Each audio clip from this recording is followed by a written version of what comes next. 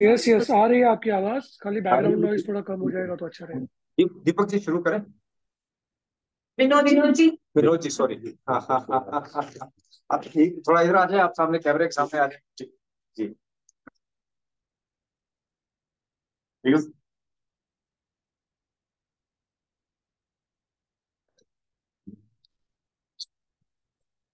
वो भी सामने आ जाए।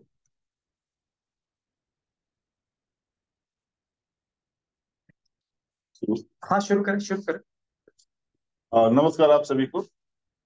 मंथन की इस मंथली लेक्चर सीरीज में आप सभी का बहुत बहुत स्वागत है। आज हमारे बीच श्री केसी जैन जी हमारे बीच में है। आज का विषय है art and science of breath. Shri K C Jain ji managing trustee हैं आध्यात्म साधना केंद्र दिल्ली, और आप ट्रेजरर हैं इंडियन योगा एसोसिएशन के, और आप सेवानिवृत्त हैं IAS दिखाई रहे हैं कि आपने देश के अलग अलग राज्यों में, जैसे गुजरात है, महाराष्ट्र, बिहार, झारखंड और दिल्ली आदि में आपने अपनी सेवाएं दी हैं। और आपका बहुत गहरा इंटरेस्ट है योग और योग में और इसमें ध्यान में इसका। और आप बहुत से अनेक संस्थाओं में एसोसिएट हैं जो विशेष रूप से हेल्थ केयर, एजुकेशन और अध्यात्म के काम कर रही हैं। तो सर आपका बहुत बहुत स्वागत है। कहेंगे आज का विषय आपके आपको।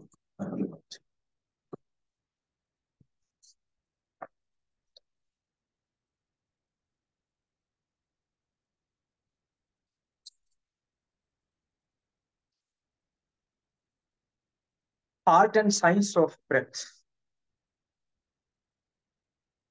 श्वास एक कला, श्वास एक विज्ञान।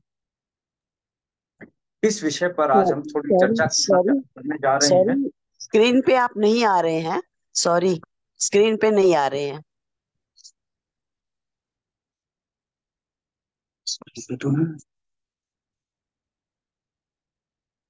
अभी दोबारा चेक करते हैं।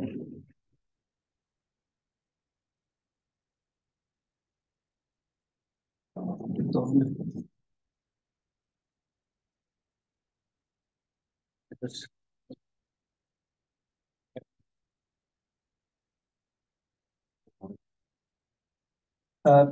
क्षमा कीजिए, 2 मिनट का समय दीजिए।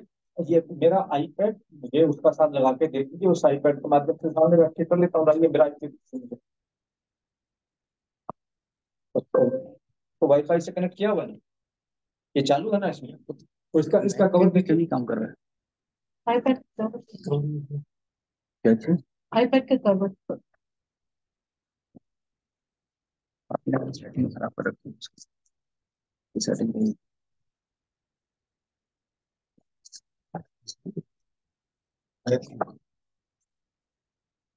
पैक किया हुआ है, मगर स्क्रीन पे वो भी लगा रखा है बैकएंड।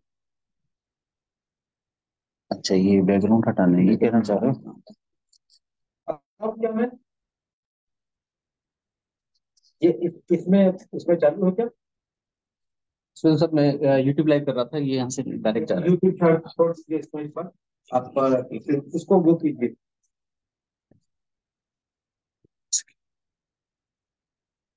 Yes, okay okay. क्या अभी अभी आपकी आपको मेरी तस्वीर आ रही है? आप सारे लोग आ रहे हैं। आ रहे नहीं, हैं सारे लोग। मैं दिखाई दे रहा हूँ कि नहीं? हाँ, दिखाई दे रहे हैं, लेकिन आ, इस, दूर से दिखाई दे रहे हैं।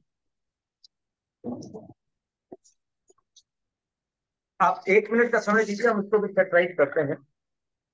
1 मिनट का समय। अभी कैसा है? हाँ, अब नजदीक आ गए आप। पूरी जी। टेबल पूरा सारा दिख रहा है आपका। थोड़ा और नजदीक करें, इतने में काम चल जाएगा। वैसे चल जाएगा, थोड़ा और हो जाए तो अच्छा है। और हो जाए तो अच्छा है, कोई बात नहीं। अब 1 मिनट, जब आप अगले 1 घंटे करना है तो 1 मिनट लगा सकते हैं, उससे पहले बस कीजिए। हाँ, अब कैसा है? अब ठीक है। ओके। इसके साथ अब चल सकते हैं। हाँ जी, हाँ जी। आवाज भी साफ है? हाँ, क्लियर है। जी।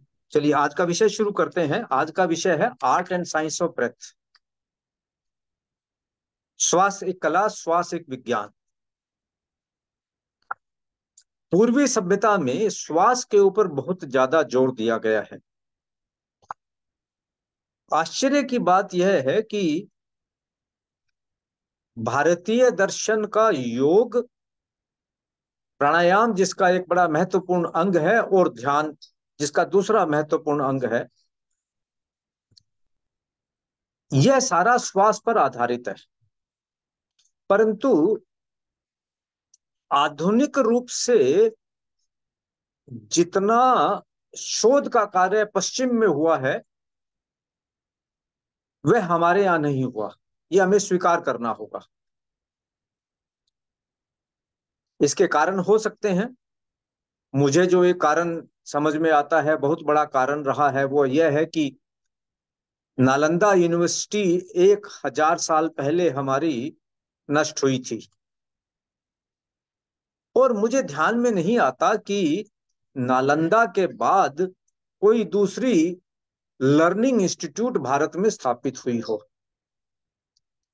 अंग्रेज आए तो उन्होंने कुछ शिक्षा के संस्थान स्थापित किए, परंतु वे शिक्षा के संस्थान अंग्रेजों की राजनीतिक और आर्थिक आवश्यकताओं को पूरा करने के लिए था। राजनीतिक यह कि उनको प्रशासन चलाने के लिए व्यक्तियों की जरूरत थी, और आर्थिक यह कि मान लो उनको रेलवे लाइन बिछानी है तो रेलवे लाइन तो वहीं बिछाई जाएगी जहां से उनको कच्चा माल ढो करके वो इंग्लैंड पहुंचा सके, और वहां से जो पका हुआ माल आए उसको देश के विभिन्न भागों में पहुंचा सके। उनको डेवलपमेंट से कम अर्थ से ज्यादा मतलब था। अब उसको रेलवे को चलाने के लिए उनको इंजीनियर्स की जरूरत थी, तो उन्होंने कुछ इंजीनियरिंग इंस्टीट्यूट भी स्टेब्लिश की। परंतु भारतीय दर्शन पर शोध करना हो, भारतीय दर्शन के बारे में सोचना हो, और इसको लक्ष्य कर पिछले 1000 साल में ऐसी लर्निंग इंस्टीट्यूट आजादी से पहले स्टेब्लिश हुई हो, यह कहना कठिन है। आजादी के बाद, और मैं कहूंगा कि पिछले कुछ सालों में ही इसके प्रति जागृति आई है। लेकिन यह भी सही है कि पश्चिम ने इसमें रुचि दिखाई और उन्होंने बहुत शोध भी किया और बहुत साहित्य भी तैयार किया।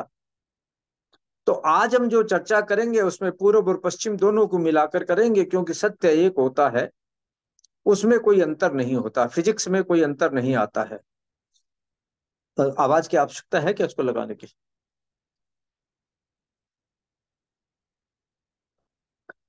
उसमें कोई अंतर नहीं आता है। तो सबसे पहले तो समझें कि श्वास क्या है। यह केवल एक शारीरिक प्रक्रिया है। ऑक्सीजन भीतर जाती है, कार्बन डाइऑक्साइड बाहर निकलती है। ऑक्सीजन भीतर जाती है, रक्त को शुद्ध करती है और रक्त के अंदर ऊर्जा पैदा करती है, और कार्बन डाइऑक्साइड एक टॉक्सिक वेस्ट के रूप में बाहर निकल जाती है। और एक प्रकृति का चक्र चलता रहता है। कार्बन डाइऑक्साइड पेड़ पौधों का भोजन बन जाती है, और ऑक्सीजन हमारा जो पेड़ पौधे छोड़ते हैं हमारा एक भोजन बन जाती है। इस प्रकार प्रकृति का चक्र चलता है। यह उसका एक पक्ष हुआ। लेकिन जो उसका मूल पक्ष है वह तो यह है कि श्वास प्राण शक्ति है। Breath is the manifestation of our vital energy. अब ये प्रश्न हो सकता है कि साहब वाइटल एनर्जी क्या है, किसे कहेंगे वाइटल एनर्जी? मैं जिस कमरे में बैठा हूं इसमें मेरे ऊपर लाइट जल रही है, मैं लाइट को देख पा रहा हूं जिससे प्रकाश हो रहा है। लेकिन यह बल्ब या ट्यूब जल किससे रही है? जल रही है करंट से। तो क्या करंट को देखा जा सकता है?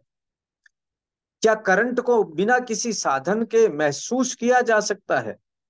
तार नहीं हो केवल करंट हो, बल्ब नहीं हो केवल करंट हो, तो क्या हम करंट को जान पाएंगे? जबकि करंट के कारण ही बल्ब जल पा रहा है या पंखा चल रहा है। तो इसमें दो पक्ष हुए, एक हुआ करंट और एक हुआ उसे अभिव्यक्त करने का, मैनिफेस्ट करने का गैजेट, जिसका नाम बल्ब है या जिसका नाम पंखा है। तो यदि हमारे अस्तित्व की बात करें तो दो बातें हुई। एक वाइटल एनर्जी, प्राण शक्ति जिसके कारण हम चलते हैं, और एक शरीर जिसमें वह शक्ति दिखाई देती है, अभिव्यक्त होती है, मैनिफेस्ट होती है। श्वास हमारा वाइटल एनर्जी है, करंट है। लेकिन वो करंट है कैसा? बिजली कम आ रही है, बिजली ज्यादा आ रही है, फ्लक्चुएट कर रही है, भक भक कर रही है, एक लय और गति के साथ आ रही है। कैसा है वो? बहुत तेज बल्ब आए, करंट आएगा, बल्ब फ्यूज हो जाएगा, कम आएगा, कुछ दिखाई नहीं देगा, और कम ज्यादा फ्लक्चुएट करेगा तो बल्ब में ऐसा दिखाई देगा। तो करंट कैसा है, इसका पता चलेगा कि हमारा बल्ब किस प्रकार से चल रहा है, हमारा पंखा किस प्रकार से चल रहा है, हमारी वाइटल एनर्जी कैसी है। इसका पता लगेगा कि हमारा शरीर, हमारा अस्तित्व किस प्रकार से काम कर रहा है। और हमारे अस्तित्व को हम 3 भागों में बांट कर देख सकते हैं। बहुत विभाजन किए जा सकते हैं, आज हम एक मोटी तौर पर बात कर रहे हैं। तो हमारी वाइटल एनर्जी किस प्रकार से काम कर रही है, इसको जानने के हमारे पास 3 बैरोमीटर हैं, थर्मामीटर हैं। एक शरीर, एक मन और एक भाव। शरीर में कहीं थोड़ा सा भी परिवर्तन होगा तो हमारे श्वास की गति और लय में परिवर्तन आ जाएगा। आपको छोटा सा भी प्रयोग करके देखना हो तो ये देख लीजिएगा कि जब पेट भरा हुआ है तो मेरा श्वास कैसा चल रहा है, और पेट खाली है तो मेरा श्वास कैसा चल रहा है। पेट भरा होगा तो श्वास छोटा आएगा, क्योंकि पेट पूरा फूल नहीं पाएगा, उसमें भोजन भरा हुआ है। न वह पूरा फूल पाएगा न सिकुड़ पाएगा। फूल पूरा भी जाएगा तो उसमें श्वास के लिए बहुत जगह नहीं बची है, भोजन भरा है। और फूल नहीं पाएगा तो सिकुड़ भी नहीं पाएगा, क्योंकि पेट को यदि सिकुड़ने का स्थान नहीं है तो फिर फेफड़ों पर पूरा जोर नहीं पड़ेगा और फेफड़े पूरी कार्बन डाइऑक्साइड को बाहर नहीं फेंक पाएंगे। उसके स्थान पर जैसे ही आपको भूख लगेगी, पेट खाली होगा, तो आप नोट कीजिएगा कि आपका श्वास किस प्रकार चल रहा है। अब आपका श्वास लंबा होगा, गहरा होगा, और यह उपवास जितना लंबा होता चला जाएगा, श्वास भी उतना ही लंबा होता चला जाएगा। हमारे भोजन से, हमारे भोजन न करने से श्वास का सीधा संबंध है। इसे आप कभी भी कहीं भी अनुभव कर सकते हैं। यह मैंने आपको एक छोटा सा उदाहरण दिया। आप देखिएगा, कभी थोड़ा सा भी बुखार आ जाए, कभी टेस्ट कर लीजिएगा, एकदम से श्वास उबड़ खाबड़ हो जाएगा। आप कहेंगे क्या हो गया? आप स्थिर रूप में श्वास लेना चाह रहे हैं, व्यवस्थित करना चाह रहे हैं, हो नहीं पा रहा है, श्वास उबड़ खाबड़ चल रहा है, क्योंकि हमारे शरीर में जो प्राण ऊर्जा है वह अब संतुलित नहीं है। प्राण ऊर्जा मेरे शारीरिक स्वास्थ्य में अभिव्यक्त होती है, मैनिफेस्ट होती है। और यदि मेरा शारीरिक स्वास्थ्य गड़बड़ है, इसका मतलब प्राण ऊर्जा में गड़बड़ है। यह हमें संकेत देता है। पश्चिम में इस बात पर बहुत बड़ी शोध चल रही है कि किस प्रकार से श्वास को माप कर, श्वास की गति और लय को माप कर, मैं गति और लय के बारे में भी थोड़ा और बताऊंगा अभी आपको, यह पता लगाया जाए कि बीमारी क्या है। आपको हेमोग्लोबिन टेस्ट करने की जरूरत नहीं, आपको शुगर टेस्ट करने की जरूरत नहीं, आपको सीटी पीटी पेट स्कैन करने की जरूरत नहीं, एमआरआई करने की जरूरत नहीं, कार्डियोलॉजी के लिए कोई आपको एंजियोग्राफी करने की जरूरत नहीं। और केवल श्वास की गति और लय को देखकर वैज्ञानिक बता सके कि हमारे शरीर में किस प्रकार का विकार है। और कोई आश्चर्य करने की बात नहीं है। आयुर्वेद कैसा करता है? आयुर्वेद यही ना करता है कि यहाँ पर उन्होंने, एक वैद्य ने अंगुली रखी और 3 जो धाराएं बह रही है, पल्स जो चल रही है, उस पल्स को देख करके उन्होंने कहा वात, पित्त और कफ। अगर बॉडी के एंगल से करें तो हम कहेंगे ईड़ा, पिंगला और सुषुम्ना। और यदि बिजली के एंगल से करेंगे तो हम कहेंगे कि नेगेटिव करंट, पॉजिटिव करंट और अर्थ 3 दे दिया जाता है। तो उसको देखकर वैद्य बता देता है कि उसको पेट की बीमारी है कि सर की बीमारी है। यहां तक कई बार आश्चर्यकारी घटनाएं देखने को आती है। अब वो सत्य क्या है मैंने देखा नहीं है, लेकिन चर्चा आती है कि दूर बैठे बैठे ही धागा बांध करके वैद्य जी को बता दिया गया किसी व्यक्ति के, और उन्होंने धागे की वाइब्रेशंस को पढ़ करके बता दिया कि साहब आपको किस प्रकार का रोग है। मूल बात यह रही कि हमारे भीतर जो वाइब्रेशंस चेंज हुई वो हुई मेरे शारीरिक स्वास्थ्य में परिवर्तन के कारण। और बहुत सूक्ष्मता से अध्ययन किया जाए तो यह पता लग जाएगा कि शरीर के किस विकार के कारण श्वास में क्या परिवर्तन आता है, अथवा श्वास में किस प्रकार का परिवर्तन होगा जिस कारण से शरीर में इस प्रकार का विकार आ जाएगा। दूसरा पक्ष है मानसिक विचार, जो बुद्धि से होते हैं।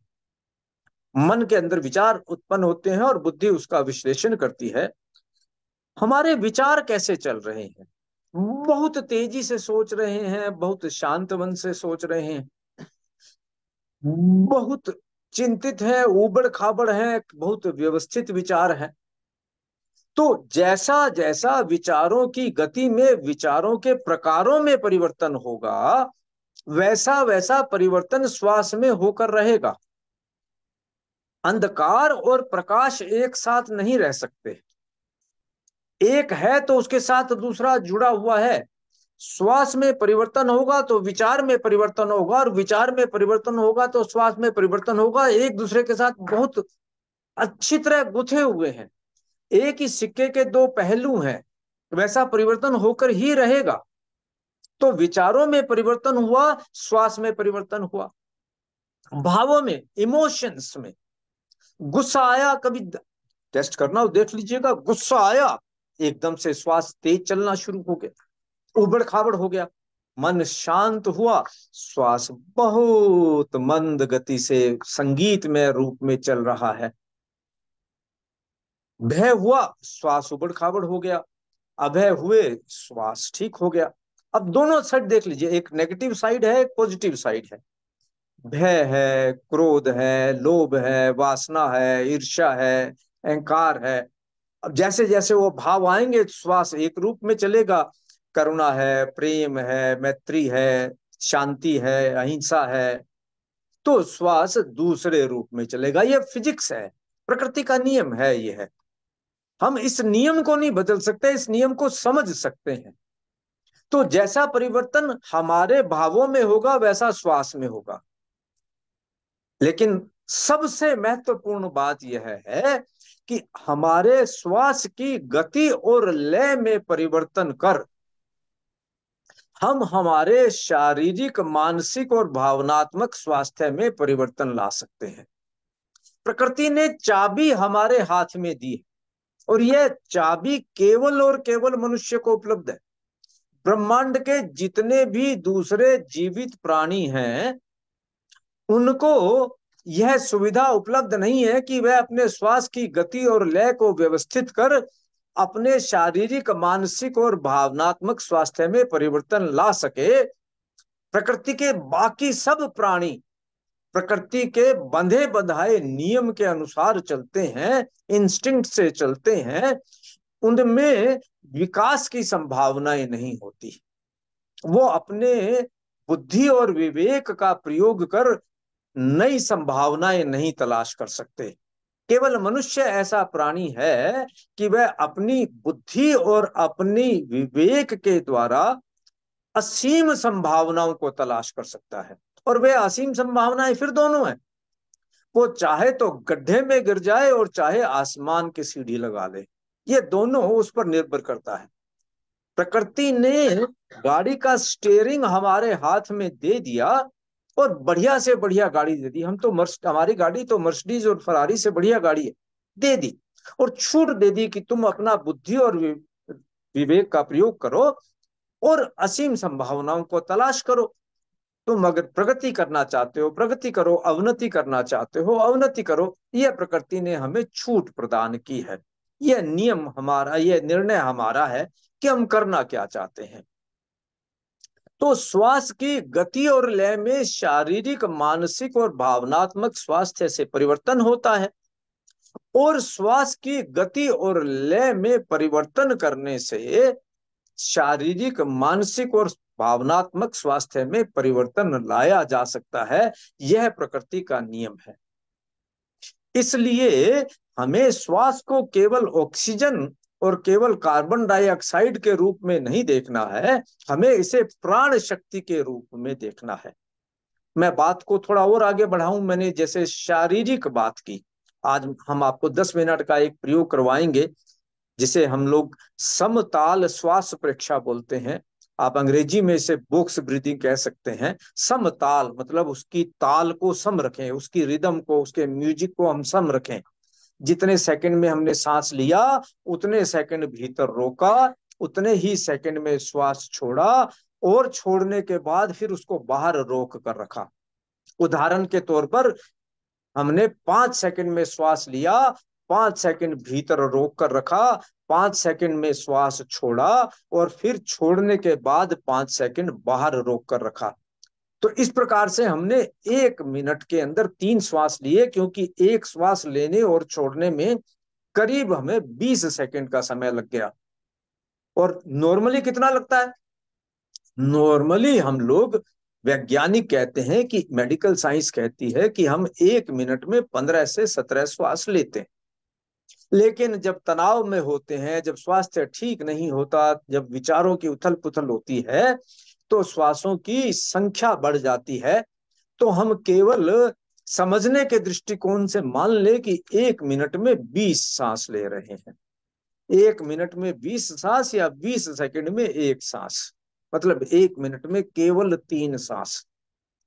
और श्वास जितना दीर्घ होगा, श्वास जितना लयबद्ध होगा, श्वास जितना शांत होगा, उतना ही हमारा स्वास्थ्य अच्छा होगा, विचारों की संख्या कम होगी, और भावों पर, आवेग और आवेशों पर नियंत्रण स्थापित होगा। कठिनाई क्या है कि चूंकि हमें इसका ज्ञान नहीं था, तो हमने श्वास पर ध्यान नहीं दिया, उसकी गति और लय को बिगड़ जाने दिया। हमें आज भी नॉलेज नहीं है, तो हमने उसको बिगड़ जाने दिया, तो गलत श्वास का हमें अभ्यास हो गया। उसको ठीक करेंगे तो डिफॉल्ट मोड के अंदर श्वास जब ठीक रहना शुरू हो जाएगा, तो शरीर, मन और भाव तीनों ठीक रहने शुरू हो जाएंगे। अब मैं इस बात को थोड़ा और स्पष्ट करूं। मैंने आपको एक प्रयोग बताया, बॉक्स ब्रीदिंग, समताल श्वास परीक्षा का प्रयोग, जिसे हम अब करेंगे। क्या होगा, कैसे हमारा शरीर काम करता है, शरीर के ऊपर बात कर रहा हूं, फिर मैं विचारों पर बात करूंगा, फिर मैं भावनाओं पर बात करूंगा। जब हम श्वास लेते हैं, तो क्या आपने किसी मोटर गाड़ी को चलते हुए देखा है? जरूर देखा होगा, ऐसा कोई हो ही नहीं सकता जिसने मोटर गाड़ी को चलते हुए नहीं देखा। कैसे चलती है, क्या उसकी फिजिक्स क्या है? वो हमारे शरीर से ली हुई फिजिक्स है, क्योंकि इससे बड़ी फिजिक्स तो कोई हो ही नहीं सकती प्रकृति में। गाड़ी में, पेट्रोल टैंक में पेट्रोल भरा हुआ है, फ्यूल भरा हुआ है, ईंधन भरा हुआ है। तो जैसे ही गाड़ी हम स्टार्ट करते हैं, पेट्रोल की टंकी से पेट्रोल इंजन की तरफ दौड़ता है, और बाहर से वो ऑक्सीजन ग्रहण करता है।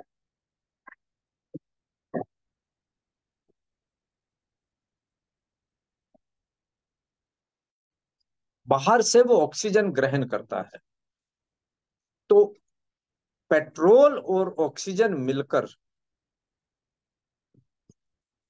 कंबशन इंजन में पहुंचते हैं, और इंजन में पहुंचकर अब इनका एक प्रक्रिया होती है, उस प्रक्रिया से ऊर्जा पैदा होती है। पेट्रोल मिला, और पेट्रोल को जलने के लिए, ऊर्जा पैदा करने के लिए ऑक्सीजन चाहिए, दोनों मिले, ऊर्जा पैदा हुई, गाड़ी आगे चली और धुआं बाहर फेंक दिया गया उसके प्रोडक्ट के रूप में, क्योंकि खत्म तो कुछ होता नहीं।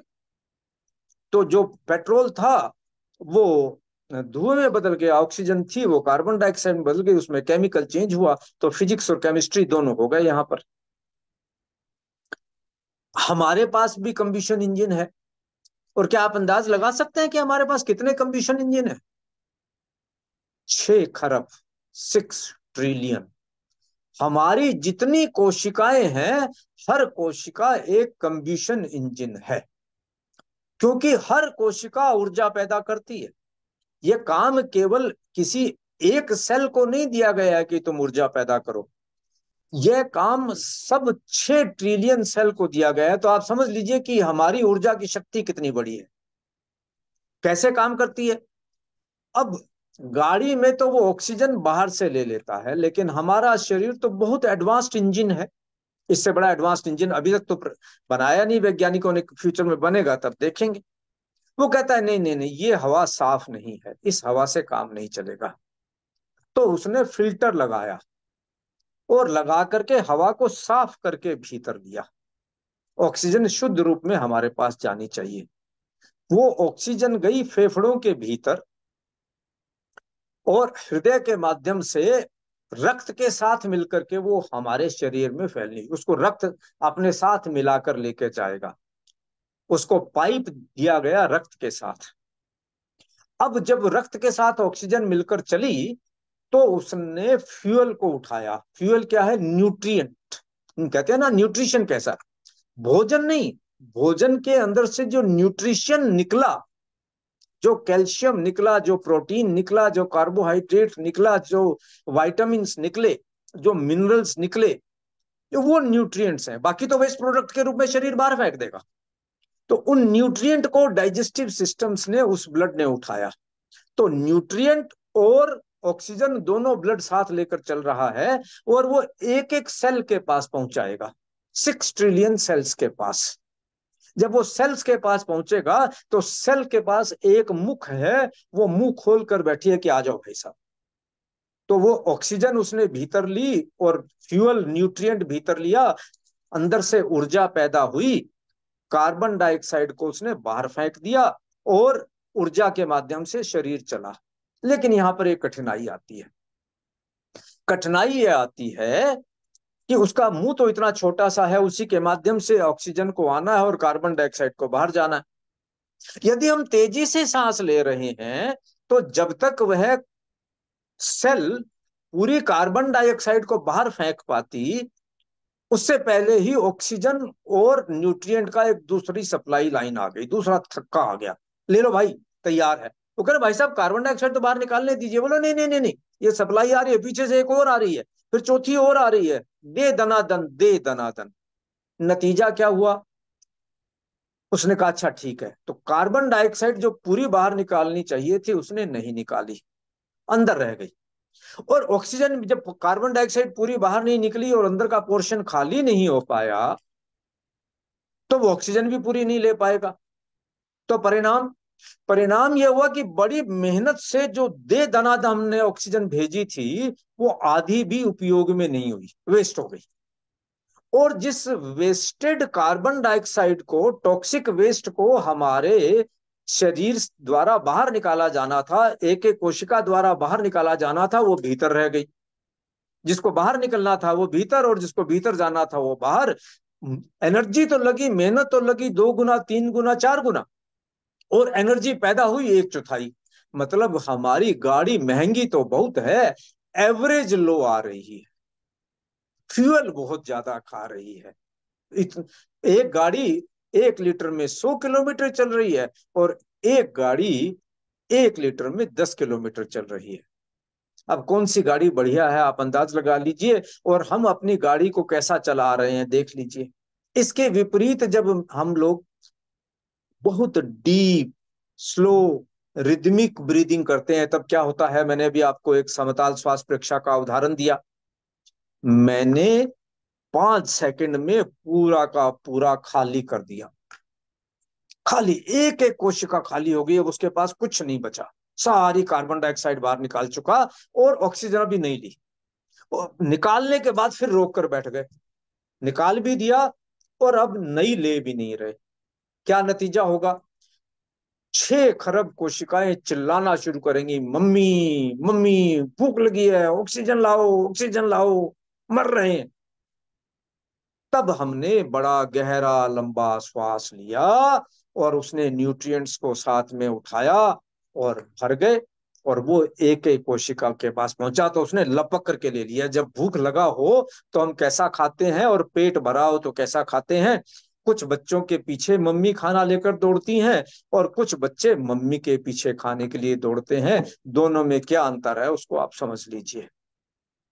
प्रकृति का एक और सुंदर नियम है, उस नियम को समझ लीजिए। हमें प्रकृति के अनुसार चलना है।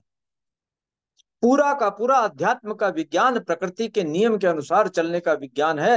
प्रकृति के नियम को समझो और उसके अनुसार जीवन को जियो तो आप आध्यात्मिक हैं, और प्रकृति के नियम के विरुद्ध यदि आप जी रहे हैं तो आप आध्यात्मिक नहीं है। आप किस मान्यता से संबंध रखते हैं इस बात से कोई अंतर नहीं पड़ता।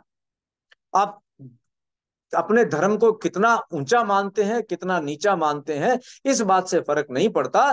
फर्क इस बात से पड़ता है कि उस अपने विश्वास को, अपने बिलीफ सिस्टम को रखते हुए भी क्या आप प्रकृति के अनुसार जीवन जी रहे हैं अथवा नहीं जी रहे हैं। तो प्रकृति का नियम है कि if you don't use it you lose it. जिस चीज से आप काम नहीं लेंगे, प्रकृति ने आपको 6 ट्रिलियन सेल बना करके भेजी है, बढ़िया से बढ़िया, विद कंप्यूशन इंजन। वो कह रहे हैं इससे काम लीजिए। आप सुबह दौड़ोगे, आपके मसल्स मजबूत हो जाएंगे, आपके फेफड़े मजबूत हो जाएंगे, आपका हार्ट मजबूत हो जाएगा। आप एक्सरसाइज करना बंद कर देंगे, ये सारे के सारे डल हो जाएंगे, खत्म हो जाएंगे। आप कोई चीजों को याद करना शुरू करेंगे, दिमाग की सेल एक्टिवेट हो जाएंगी, आपकी ब्रेन की मेमोरी बढ़ जाएगी। आप कहें याद करने का कष्ट कौन करे, तो ये सारा का सारा डेड हो जाएगा। शरीर के, मन के, जिन जिन बुद्धि के, ब्रेन के जिस जिस चीज से हमने काम लेना बंद किया वो डेड होता चला जाएगा, कमजोर पड़ता चला जाएगा।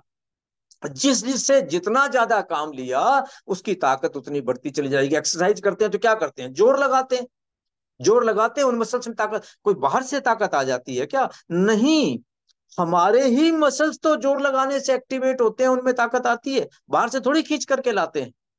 तो ऐसे ही जब 6 ट्रिलियन सेल्स को आपने कहा कि पहले तो भोजन का उपवास करते थे, फिर पानी का उपवास करते थे, अब श्वास का उपवास कर लिया कि भाई साहब ठहरिए अभी देते। तो अब सेल को जो संघर्ष करना पड़ रहा है, जो एफर्ट करना पड़ रहा है, वो हर सेल अब संघर्ष करके ताकतवर बनती चली जा रही है। तो उसने कार्बन डाइऑक्साइड को तो बाहर निकाल दिया, ऑक्सीजन को ग्रहण किया, और फिर पूरी की पूरी ऑक्सीजन, क्योंकि तो तैयार बैठी थी, उसने पूरी ऑक्सीजन को एब्जॉर्ब किया। अब कल्पना कीजिए कि 1 मिनट में आपने केवल 3 श्वास लिए, लेकिन ऑक्सीजन की मात्रा कितनी ज्यादा ले दी और कार्बन डाइऑक्साइड कितनी बाहर फेंक दी। आपकी एवरेज कितनी इंप्रूव हो गई। एक और भी फायदा होगा, पहली प्रक्रिया के अंदर चूंकि हम ऊर्जा पूरी नहीं पैदा कर रहे थे, खर्च ज्यादा कर रहे थे, तो हमारे सिस्टम को, कि इसमें तो आर्टिफिशियल इंटेलिजेंस बड़ी पावरफुल है, नेचुरल इंटेलिजेंस कहूंगा, क्यों आर्टिफिशियल की तो लिमिटेशन होती है, नेचुरल इंटेलिजेंस की तो कोई लिमिटेशन नहीं होती। तो हमारी नेचुरल इंटेलिजेंस ने रैशनिंग कर दी कि अच्छा अच्छा अभी आप दिमाग का काम कम कर रहे हैं तो एक बार दिमाग को कम देते हैं, हार्ट में तकलीफ ज्यादा है, हार्ट को सप्लाई कर देते हैं ऊर्जा, पेट को सप्लाई कर देते हैं, टांगों को जरूरत नहीं है, टांगों को बाद में सप्लाई करेंगे। वो अपने आप से ऑटोमेटिक डिस्ट्रीब्यूशन, रीडिस्ट्रीब्यूशन करता है। जैसे घर में कोई सामान कम हो तो कहेंगे चल चल ठीक है साहब, आप जो है आधा आधा कप दही ले लीजिए, सबके लिए 2-2 कप दही उपलब्ध नहीं है। लेकिन यदि आपके पास खाने वाले 5 हैं और 5 ही लोगों के लिहाज से भोजन बना है, तो फिर आपको कोई राशनिंग करने की जरूरत नहीं है, पूरी सप्लाई हो रही है। तो ऐसे ही जब हम पूरी ऊर्जा पैदा कर रहे हैं तो शरीर के पास कोई राशनिंग करने की जरूरत नहीं है, वो ब्रेन को भी पूरी सप्लाई दे रहा है, वो सारे जितने पेट को भी पूरी सप्लाई दे रहा है, फेफड़ों को भी सप्लाई दे रहा है, हार्ट को भी सप्लाई दे रहा है। तो वो सब के सब ऊर्जावान बनते चले जा रहे हैं। तो धीरे धीरे आप पाएंगे कि अच्छा मेरा ये भी ठीक हो रहा है, अच्छा मेरा ये भी ठीक हो रहा है, अच्छा मेरा ये भी स्वस्थ हो रहा है, क्योंकि कोशिका स्तर पर हर जगह पूरी की पूरी ऊर्जा का प्रवाह हो रहा है। यह हो वह उसका वाइटल एनर्जी का शारीरिक पक्ष। अब मैं आता हूं मानसिक पक्ष। विचारों की संख्या और विचारों का प्रकार, 1 मिनट में लगभग 40 विचार आते हैं हमें, और 1 मिनट में लगभग 17 श्वास लेते हैं, मैंने आपको कहा। अब जैसे ही श्वासों की संख्या कम होगी वैसे विचारों की संख्या कम होगी। कम विचारों की संख्या का मतलब विचार शांत, विचार का प्रवाह शांत, मन शांत।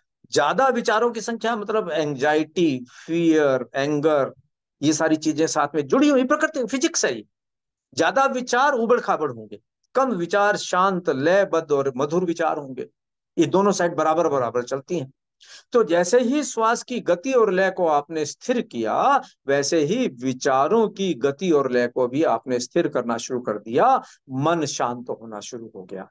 और तीसरा पक्ष हुआ भावनात्मक। जैसा मैंने पहले आपसे कहा कि जैसे ही भावों में परिवर्तन होगा वैसे ही श्वास में परिवर्तन होगा। अब श्वास मंद चल रहा है, लयबद्ध चल रहा है, एक गति से चल रहा है, संगीत में चल रहा है, तो ऐसा नहीं हो सकता कि गुस्सा आए, और गुस्सा आएगा तो श्वास ठीक नहीं चलेगा। तो गुस्से को पकड़ना है या श्वास को पकड़ना है, आप सोच लीजिए। यदि आप में इतना दम है, आप कहें कि मैं गुस्सा आने नहीं दूंगा, बड़ी अच्छी बात है, श्वास ठीक रहेगा। और आप कहें कि साहब ये गुस्से गुस्से की भय की सब के बात छोड़िए, मैंने तो एक मास्टर की अपने हाथ में ले ली और मैंने तो श्वास को पकड़कर मैं बैठ गया, और इसका मैं नियमित अभ्यास करूंगा जिससे मेरा श्वास सुबह दोपहर शाम ठीक चलता रहे। सुबह भी अभ्यास किया, शाम को भी अभ्यास किया। सुबह 40 मिनट मॉर्निंग वॉक करके आए तो शाम तक श्वास से ठीक रहा, शाम को 40 मिनट फिर कर लिया, फिर सुबह तक हमारी ऊर्जा बनी रही। तो ऐसे ही हमने 15 मिनट सुबह अभ्यास किया, 15 मिनट शाम को अभ्यास किया, तो दिन भर हमारे श्वास की गति और लय स्थिर होती रही। और गहराई में करना है तो हर 2-2 घंटे के बाद 2-2 3-3 मिनट का अभ्यास कर लिया। तो जैसे ही वो बिगड़ना शुरू हो, बोलो भाई साहब वापिस है, यहीं बैठ जाओ। वो बच्चा शैतानी करता है, बोलो ठीक कोई बात नहीं, फिर आ जाओ यहीं बैठ जाओ। फिर गया, बोलो फिर आ जाओ, फिर यहीं बैठ जाओ। तो अपने आप से वो ठीक होना शुरू हो जाएगा। तो न केवल हम अपनी शारीरिक व्याधियों से, न केवल मानसिक तकलीफों से, न केवल आवेग और आवेश और भावनात्मक हमारा जो असंतुलन होता है उसके ऊपर हम नियंत्रण पा सकते हैं, हमारी ऊर्जा का, हमारी शक्तियों का, हमारी क्षमताओं का हम बहुत बड़ा विकास कर सकते हैं यदि हम श्वास की गति और लय के इस रहस्य को समझें और इस रहस्य का प्रयोग करते हुए। कितना सरल प्रयोग है, और ये सारा का सारा पश्चिम ने शोध कर अब कहा है कि साहब आपके पास तो अद्भुत विज्ञान है, ये आप तो क्या अद्भुत चीज लेकर बैठ गए। हमें मालूम ही नहीं था कि किसी अस्पताल जाने की जरूरत नहीं है, किसी डॉक्टर के पास जाने की जरूरत नहीं है, अपने श्वास को आप पकड़ करके बैठ गए और आपने तो चमत्कार करना शुरू कर दिया। इसमें ये चमत्कार छुपे हैं, इसमें रहस्य छुपे हैं, मालूम नहीं था। एक अंतिम बात कहकर मैं आपको प्रयोग करवाऊंगा। ध्यान रखिएगा कि श्वास लेना नाक से ही है, इसलिए नहीं कि नाक के अंदर फिल्टर लगा हुआ है और श्वास को साफ कर भीतर भेजता है, यह उसका एक पक्ष है। उसका दूसरा पक्ष है कि श्वास जब नाक से भीतर जाता है तो वो थर्मोस्टेट भी लगा हुआ है, उसके टेम्परेचर को भी कंट्रोल करता है।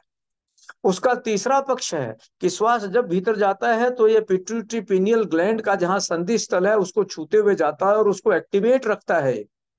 नहीं तो ये सारे डोरमेंट और जो कंट्रोलिंग ग्लैंड्स हैं, क्योंकि जो हम जिसे आज्ञा चक्र कहते हैं योग की भाषा में, शारीरिक भाषा में उसको पिट्यूटरी पीनियल ग्लैंड कहते हैं, और वो हमारी कंट्रोलिंग ग्लैंड है, वो सारी ग्लैंड्स को कंट्रोल करती हैं।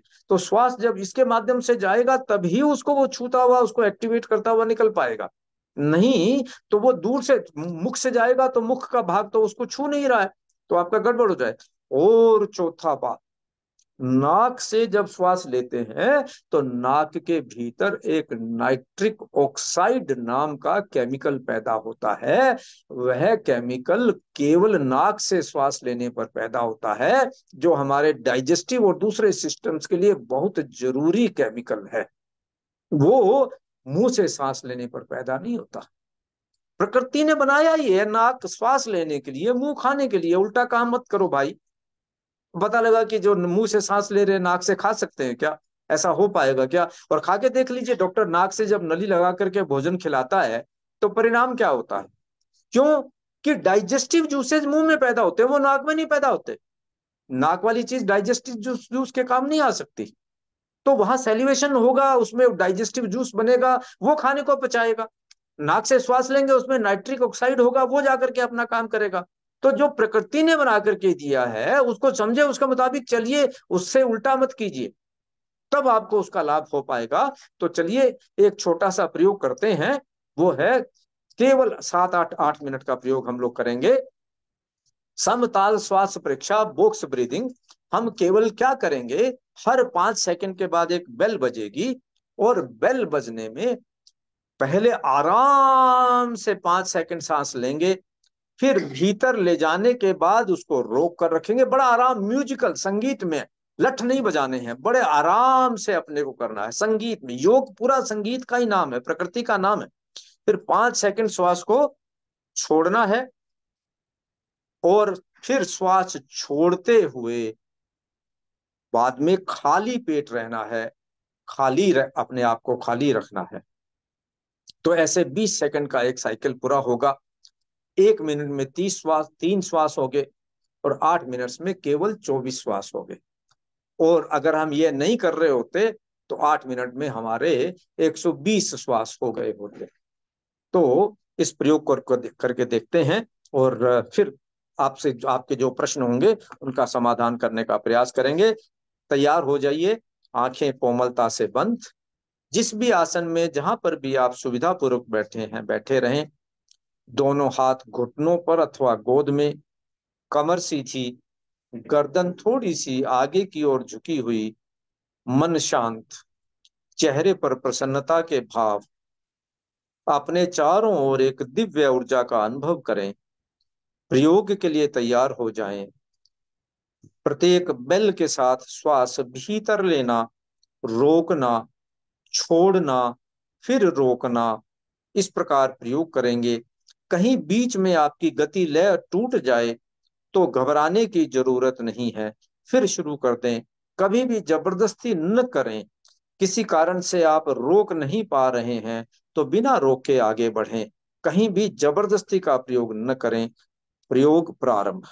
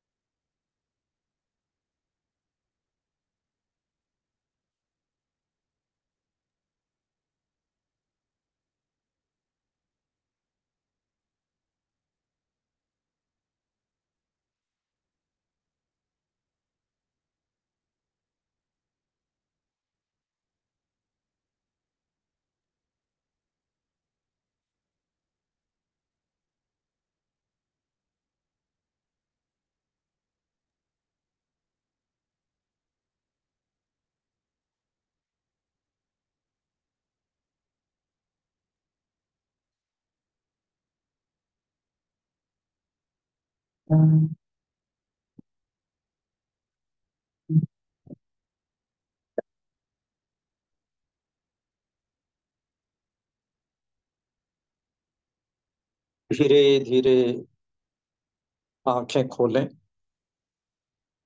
प्रयोग से बाहर आने का प्रयास करें।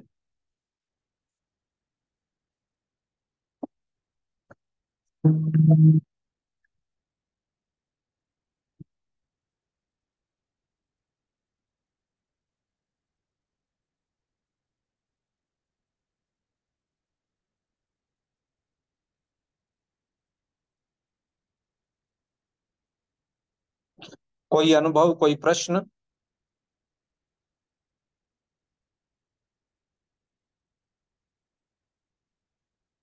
कैसा लगा आपको? क्या अनुभव रहा? कोई शंका?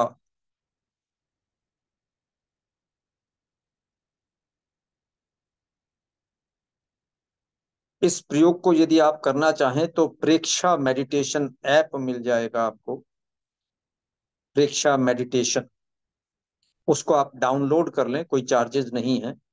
और उसमें समताल श्वास प्रेक्षा अथवा अंग्रेजी में बॉक्स ब्रीदिंग के नाम से यह प्रयोग मिल जाएगा। उसमें आप अपना टाइम सेट कर सकते हैं कि आप 5 मिनट करना चाहते हैं, 10 मिनट करना चाहते हैं, 20 मिनट करना चाहते हैं, 30 मिनट करना चाहते हैं।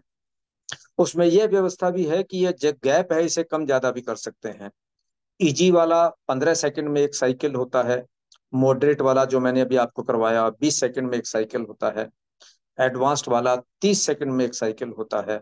और एक्सपर्ट वाला जो कि बाद में ही खुलेगा भी नहीं, वो 40 सेकंड में एक साइकिल होता है। तो धीरे धीरे आगे बढ़ाएं। मेरा सजेशन रहेगा कि 5 मिनट सुबह और 5 मिनट शाम इसको आप अभ्यास को करें। और इसे आप 14 मिनट सुबह और 14 मिनट शाम, 28 मिनट चंद्रमा का जो एक साइकिल होता है पूरा का पूरा धरती का, तो 28 मिनट प्रतिदिन पर ले जाए। 28 मिनट 28 दिन जब आप कर लेंगे तो आपको अपने आप ऐसा परिवर्तन अनुभव होगा आपके शारीरिक स्वास्थ्य में, आपके मन में, आपके विचारों में और आपके भावनात्मक संतुलन में, कि आपको लगेगा कि जैसे आपके भीतर बहुत बड़ा परिवर्तन आ गया है। तो इसका जरूर आप लाभ उठाएं। और इसके साथ ही मैं इस कार्यक्रम को संपन्न करने की अनुमति चाहूंगा। जुड़ने के लिए आप सभी का बहुत बहुत धन्यवाद। नमस्ते सर, वो जो मेडिटेशन का ऐप बताया था उसका थोड़ा स्पेलिंग बता देंगे? परीक्षा बताया था आपने, प्रेक्षा, PRA पी क्या? R PREKSHA। PREKSHA। Okay, Preksha धन्यवाद। Meditation, Preksha meditation. धन्यवाद। ठीक है सर, आप कर पाए इसको, जो प्रयोग अभी हमने करवाया आप कर पाए उसे? हाँ, थोड़ा कर पाया। There is some changes I felt, उसमें कुछ परिवर्तन आ रहा है, तो इसलिए आप बोला जैसा 28 मिनट और 28 दिन हम ट्राई करके फिर मैं जी आपसे संपर्क करूंगा। ओके। हाँ जी, आज तो केवल इंट्रोडक्शन था। जी जी। इतनी जल्दी परिवर्तन आना भी नहीं चाहिए, नहीं तो सबकी रेलेवेंसी खत्म हो जाएगी। या there is initiation is there in your speech and in your this meditation last में, दो आपने करवाया था, तो जी, इसलिए I just took that details of your that app. I will यह download most and I will do it and then I will come back to you with my experience. Okay, धन्यवाद। नमस्ते। Thank you. Thank you. चलिए संपन्न करते हैं।